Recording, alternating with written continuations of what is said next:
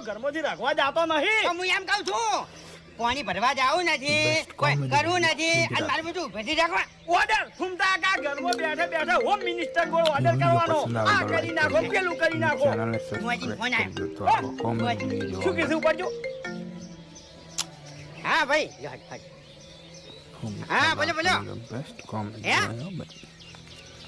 એટલે નાના મારી વાત ઓપડો, સમાધાન કરવા તમે આવો છો હે? ના ના શું કરો હવે? હા હું લેતો આવી અને તમે ટેન્શન લેવો નહીં, બરાબર છે? ઘરે રાખું માથું.